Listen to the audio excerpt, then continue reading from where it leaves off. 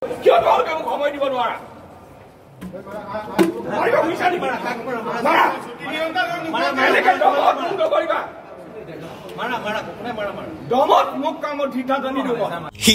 প্ৰতিবাদত পুনৰ কঁপিছে গুৱাহাটী বিশ্ববিদ্যালয়ৰ চৌহদ।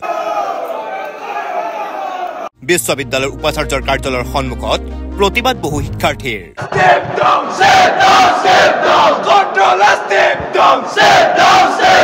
ভাৰপ্ৰাপ্ত পৰীক্ষা নিৰীক্ষক ডক্টৰ কন্দৰ্প শৰ্মাৰ বিৰুদ্ধে এই প্ৰতিবাদ।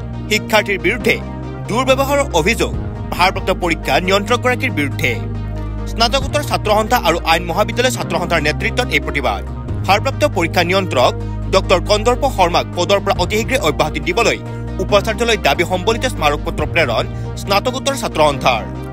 উপাচাৰ্যক 15 মিনিটৰ সময়সীমা বান্ধি দিছে শিক্ষাৰ্থীসকলে। অন্যথা আৰু অধিক প্ৰতিবাদ আৰু আন্দোলনৰ হুংকাৰ। অভিযোগ অনুসৰি পৰীক্ষাৰ ফলাফল সংক্ৰান্তীয় সমস্যাৰ বাবে ভাৰপ্ৰাপ্ত পৰীক্ষা নিয়ন্ত্ৰকগৰাকীৰ ওচৰলৈ গৈছিল এটা দল। সেই দলটোত স্নাতকোত্তৰ ছাত্ৰ সন্থাৰ সভাপতিৰ লগতে অন্য ছাত্ৰও আছিল। সেই সময়তেই পৰীক্ষা নিয়ন্ত্ৰকগৰাকীয়ে অপশব্দৰে তেওঁলোকক দুৰ্ব্যৱহাৰ কৰাৰ অভিযোগ। এই ঘটনাক লৈ উপাচাৰ্যৰ কাৰ্যালয়ৰ সন্মুখত অব্যাহত আছে প্ৰতিবাদ। কাৰ্যালয়ৰ সন্মুখত বহি পৰিছে শতাধিক ছাত্ৰ ছাত্ৰী। চাওক, আজি যেতিয়া 3জন ছাত্ৰ ছাত্ৰী তেতিয়া কণ্ট্ৰলাৰ ছাৰক লগ কৰিব গৈছিল, তাত উপস্থিত আছিল স্নাতকোত্তৰ ছাত্ৰ সন্থাৰ লঘু ক্ৰীড়া সম্পাদক উজ্জ্বল আছিলে উপস্থিত। কিন্তু আগতে আজিৰ পৰা প্ৰায় কিছুদিন আগত স্নাতকোত্তৰ ছাত্ৰ সন্থাৰ সভাপতিকো গেট আউট বুলি তাৰ পৰা উলিয়াই দিয়া হৈছে।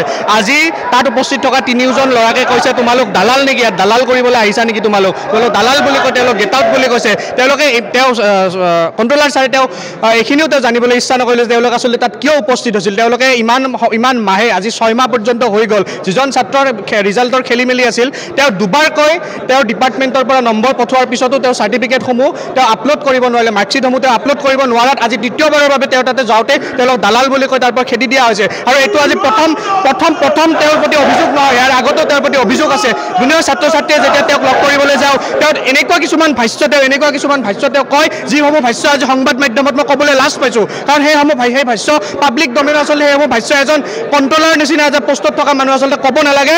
আৰু আমি যেতিয়ালৈকে তেওঁক আজি নিলম্বন নকৰে বা তেওঁৰ যদি নৈতিক দায়িত্ব আছে, তেওঁৰ যদি লাজ আছে, তেওঁ যদি সঁচাকৈ শিক্ষাগুৰু হয়, তেওঁ আজি পদত্যাগ কৰক, নহ'লে এই প্ৰতিবাদ আমি কৰি যাম। পৰীক্ষা নিয়ন্ত্ৰক আছে, এই পৰীক্ষা নিয়ন্ত্ৰকজনে কিছু সময় ধৰি স্বেচ্ছাচাৰীভাৱে আচৰণ কৰি আহিছে। তেওঁ প্ৰত্যেকজন ছাত্ৰ ছাত্ৰীক তেওঁ লগ কৰিব নিবিচাৰে, বাহিৰত ৰাখি থৈ বেয়া ব্যৱহাৰ কৰে।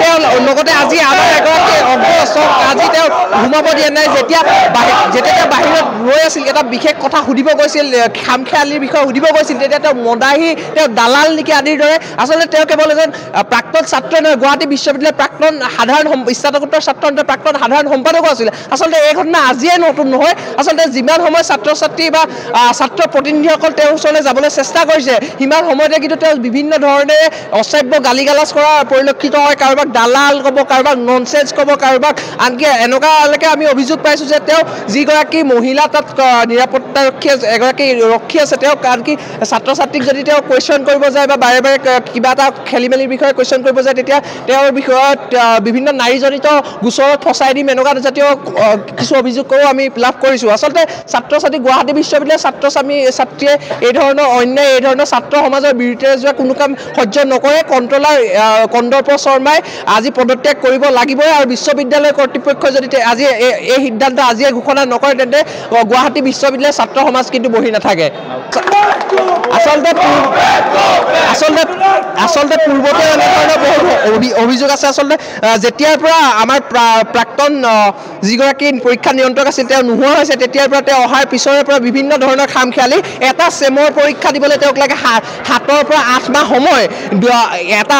এটা ছেমৰ পৰীক্ষা হৈ যোৱাৰ পিছত পিছৰ আৰু এটা ছেমৰ পৰীক্ষা হৈ যায়, তেওঁ ৰিজাল্ট ঘোষণা কৰিব নোৱাৰে। তাৰপৰা যেতিয়া ছাত্ৰ ছাত্ৰী কেৱল মাত্ৰ গুৱাহাটী বিশ্ববিদ্যালয়ৰ ভিতৰৰ কেম্পাছৰ ভিতৰৰ ছাত্ৰ ছাত্ৰীয়ে নহয়, যেতিয়া এফিলিয়েট কলেজৰ ছাত্ৰ ছাত্ৰীসমূহ আহে, তেওঁ বাহিৰত ৰখাই থৈ দিয়ে, কোনো সোমাবলৈ নিদিয়ে। যেতিয়া কোনোবাই এই বিষয়ে সুধিবলৈ যায়, বিভিন্ন ধৰণৰ বেয়া মন্তব্য কৰাও কিন্তু আমি বাৰে বাৰে পাইছোঁ। আচলতে আমি নিজে ভুক্তভোগী। আৰু যদি এই কথা তেওঁক চলি থাকিবলৈ দিয়া হয়, তেওঁ স্বেচ্ছাচাৰী শাখাত চলাই থাকে, তেন্তে কিন্তু বিশ্ববিদ্যালয়কে কোনো ধৰণৰ ভাল নহ'ব। আৰু সেইটো কাৰণে আমাৰ স্পষ্ট দাবী যে কণ্ট্ৰলাৰ পদত্যাগ কৰিবই লাগিব।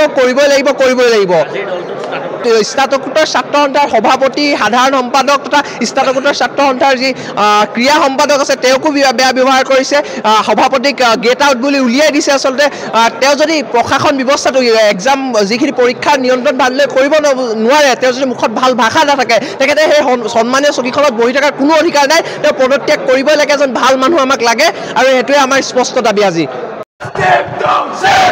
News Desk Report, UNIT 365. Stay informed, stay ahead. News NE 365.